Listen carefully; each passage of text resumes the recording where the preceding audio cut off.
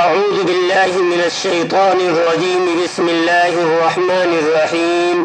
آج میں آپ کے سامنے قرآن مجید کی ایک چھوٹی سی سورت جو ہمیں یہ سکھاتی ہے کہ ہم غریبوں اور یتیموں کا خیال نہیں رکھتے تو ہماری عبادات بھی بے اثر ہو سکتی ہے۔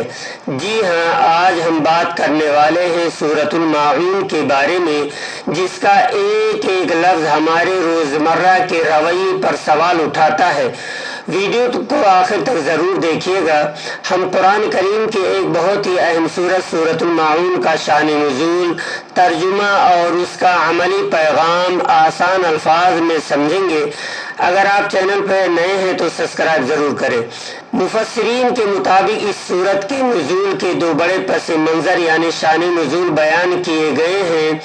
یہ سورت سرداران قریش جیسے ابو سفیان، ولید بن مغیرہ اور عاص بن وائل کے بارے میں نازل ہوئی۔ مثال کے طور پر ابو سفیان ہر ہفتے 2 اونٹ ذبح کیا کرتے تھے اور ایک یتیم ان کے پاس مدد مانگنے آتا تو وہ اسے اپنی لاٹھی مار کر دھکے دے کر نکال دیتے تھے۔ منافقین کے بارے میں سورت کے دوسرے حصے میں آیت نمبر 4 سے 7 تک کا شان نزول یہ ہے کہ منافقین دکھاوے کے لیے مسلمانوں کے ساتھ نماز پڑھتے تھے، لیکن جب وہ اکیلے ہوتے تو نماز میں سستی کرتے یا چھوڑ دیتے تھے۔ اس کے علاوہ وہ اپنے گھروں کی چھوٹی موٹی ضروری اشیاء جیسے پانی کی بالٹی، کلہاڑی یا برتن، نمک وغیرہ پڑوسیوں کو دینے سے کتراتے تھے۔ ترجمہ: ارأیت الذی یکذب بالدین، کیا آپ نے اس شخص کو دیکھا جو دین یعنی آخرت کو جھلاتا ہے؟ فذلک الذی یدع الیتیم، سو یہی وہ شخص ہے جو یتیم کو دھکا دیتا ہے۔ ولا یحض علی طعام المسکین، اور مسکین یعنی محتاج کو کھانا کھلانے کی ترغیب نہیں دیتا۔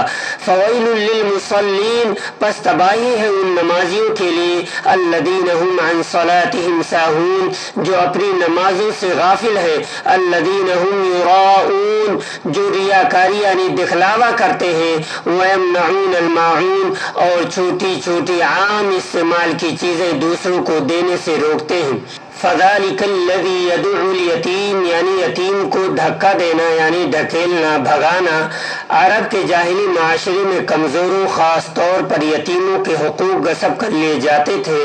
یتیم کے پاس اپنی حفاظت کا کوئی ذریعہ نہیں ہوتا تھا۔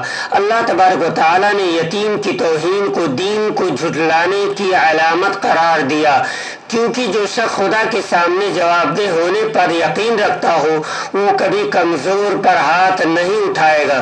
ولا یحض علی طعام المسکین، مسکین کا کھانا، یہاں یہ بات قابل غور ہے کہ یہ نہیں کہا گیا کہ خود کھانا نہیں کھاتے، بلکہ فرمایا گیا کہ کھانا کھلانے کی ترغیب نہیں دیتے، یعنی معاشرے میں اجتماعی طور پر بھوک کے خاتمے کے لیے کوشش نہ کرنا بھی ایک سنگین جرم ہے۔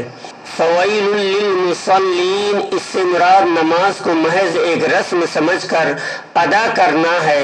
اگر نماز پڑھتے وقت انسان کو یہ معلوم ہی نہ ہو کہ وہ کیا کہہ رہا ہے اور اس کے دل میں اللہ کی عظمت نہ ہو تو ایسی نماز غفلت کے زمرے میں آتی ہے۔